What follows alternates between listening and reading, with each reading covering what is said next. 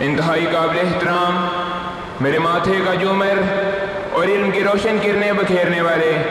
معزز سازہ اکرام اور شاہراہ علم پر گامزن تشنگان علم، مجھے آج اس موضوع پر لب کشائی کا موقع ملا ہے۔ اس کا عنوان ہے یوم دفاع پاکستان۔ ہم تحت و تحت سے ایک چنا کرتے ہیں، ہم تحت و تحت سے ایک چنا کرتے ہیں، عجب انداز سے اس دنیا میں جیا کرتے ہیں۔ بندوق کیا چیز ہے توپ کسے کہتے ہیں، ہم تو ٹینکوں کی صفیں چیر دیا کرتے ہیں۔ اسی دل سے شہادت کا سبق مل جاتا ہے، اسی دن سے شہادت کا سبق مل جاتا ہے جس دن ماں کا دودھ پیا کرتے ہیں۔ صدر اعلی وقار 6 ستمبر کے ایام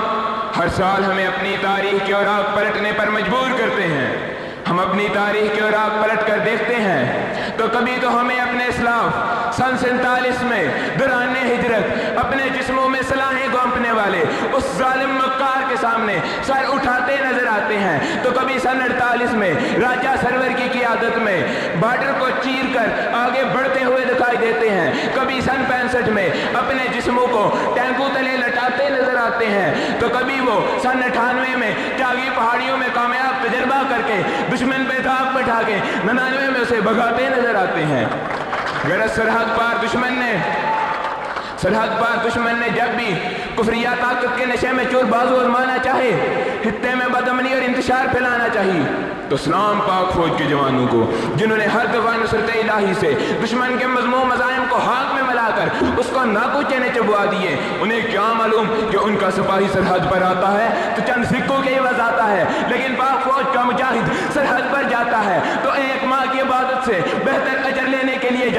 ان کا سپاہی سرحد پہ آتا ہے تو جان کی حفاظت کا سامان کر کے آتا ہے، لیکن پاک فوج کا جیالہ، پاک فوج کا جانباز سرحد پر جاتا ہے تو وہ سر پہ کفن باندھ کے شہادت کی ٹھان کے آتا ہے۔ ہر کوئی جانتا ہے شہادت ہے مطلوب مقصود مومن، نہ مال غنیمت نہ کشور کشائی۔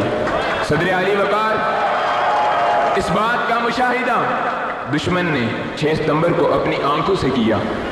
جب اس نے نشے میں چور جو بھی حرب آزمایا پاک مجاہدین نے اسے ہاتھ میں ملا دیا۔ BRP نہر پر دشمن کو جب وہ لاہور میں ناشتہ کرنے کا شرمندہ تعبیر نہ ہونے والا ہاتھ لے کر آیا تو لودھیاں کے سپوت نے وہاں نہ اس کو روکے رکھ کر اپنے علاقے کو محفوظ رکھا بلکہ اس کے علاقے پر بھی قبضہ کر لیا۔ موقع پا کر اگر چونڈا سیکٹر پر محاذرائی کرنا چاہی تو شیدہ نہیں کہلوانے والے پاک مجاہد نے جسم پر بم باندھ کر ٹینکوں کے نیچے لیٹ کر انہیں تباہ کرنے کا آغاز کر کے ایک انوکھا کام سر انجام دے دیا تھا۔ بحریہ کے ایک یونٹ میں صرف 2 جہازوں کو پا کر اگر اور سے حملہ کیا تو ان 2 ہی جہازوں نے 7 کو بھاگنے پر مجبور کر دیا اور سب سے بڑے جہاز کو ڈبو کر اسے تباہ کر دیا، اور اگر فضائی حملہ کیا اس نے جہازوں سے قوت آزمائی کرنا چاہی تو سرگودا ایئر بیس سے شاہین اڑے۔ اس بات کی غمازی کرتے ہوئے سرگودا ایئر بیس سے شاہین اڑے،